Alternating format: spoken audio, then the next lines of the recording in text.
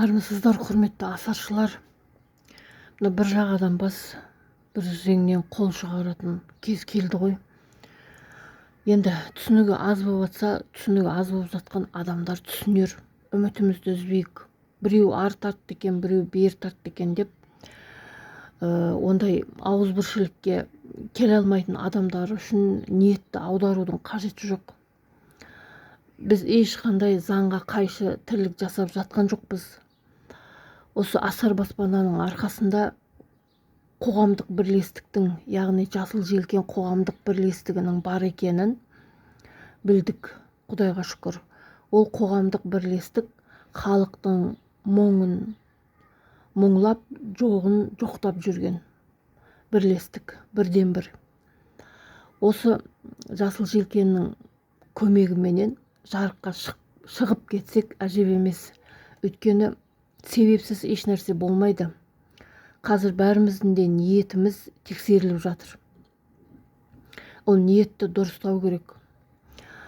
Ең бастысы халықтың басын біріктіретін бір қоғамдық ұйым керек. Біздің қазір қазақ халқы шашырап кетті. Бізде идея жоқ, бір ортақ ой жоқ. Қайда барамыз, не істейміз деген сияқты. Енді халықтың басын біріктіретін топтардың түрі анау, әрқайсысы өз жағына тартып жатыр. Менікі дұрыс, мені тыңда, менікі дұрыс, мені тыңда деп. Құдайдың бірлігіне келемей жатырмыз. Бірақ адам үмітсіз болмау керек. Үмітсіз тек қана шайтан дейді ғой. Біз адамбыз. Адам болғандықтан үмітті ешқашанда үзуге болмайды. Ең бастысы адамның ойы дұрыс болу керек. Сіздің ойыңыз дұрыс па? Халықтың ынтымақ бірлігін жақсы болған қалайсыз ба? Демек, асар баспанамен болыңыз. Демек, Жасыл Желкенмен болыңыз. Түсінбеген адам түсінеді, қосылмаған адам қосылады. Бәрі өзінің уақытыменен болады. Түрмеге қамап қоятындай Нұрбол мырза, оның орынбасары ешқандай қоғамға қайшы, халыққа қайшы тірлік жасаған жоқ. Олар тек қана заңды тірлік жасап келе жатқанын баршамыз білеміз, асаршылар. Біле отырып, кейде өзіміздің сөзімізге күмән келтіреміз. Енді кешегі белсенділердің бірде-біреуі қазір үн қатып атқан жоқ. Сол офистерде отыратын есепші бухгалтерлеріміз де, жаңағы администраторларымыз да жым-жырт болып отыр. Ол да бәрімізге түсінікті.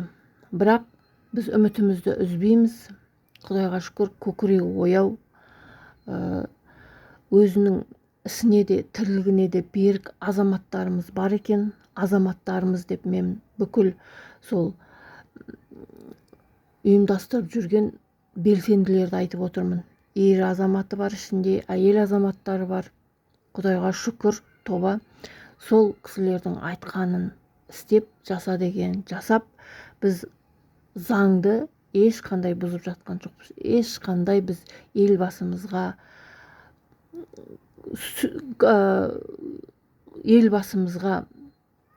ұят келетіндей тірлік жасап жатқан жоқпыз. Керісінше елбасымызды жамандап, өзінен емес өзгеден көре беретін адамдар көп қой, солар да оянсын деп отырмыз. Бір елге басшы болу оңай ма? Жеме-жемге келгенде әрбіріміз өзіміздің отбасымыздың шайқалып жатқан кезде не істеп не қоярымызды білмей қаламыз. Сондықтан бүкіл елді басқарып отырған елбасыларымызға тіл тигізіп, кекетіп мұқатудың қажеті жоқ. Ол білімсіздіктің, ол надандықтың белгісі. Ел басқару оңай емес. Дәл осы уақытта, дәл мына осы кезде ақ пен қараның таласып айтысып тұрған кезінде ел басқару оңай емес. Сондықтан біздер асаршылар осы ісімізді әрбіріміз өз ісімізге берік болуымыз керек. Асар деген сөзге дуа кеткен. Кішкентайымыздан білеміз, ол бір айлап, апталап істейтін жұмысты асарлатып 1-2 күнде бітіріп тастаған қазақ. сол қазақтың ұрпағымыз бәрімізде. Асар деген ол бренд, қазақтың бренді. Қазіргі жастардың тілменен айтқан кезде көптеген жастарымыз қазақтың жаңағы салт дәстүрін құранменен астасып жатқан, құдайдың заңына қайшы келмейтін сондай біздің салт дәстүрімізді білмей жатады. Оларға білдіретін, айтатын осы орта буын біздерміз. Сондықтан Құдай бізді адастырмасын. Өзіміздің тілімізге де, ділімізге де, дінімізге де берік болайық. Асар баспана өз жұмысын жалғастырсын деп бәріміз де сондай ізгі жақсы ниетте болайық. Ниетіміз бұзылмасын, пейіліміз бұзылмасын.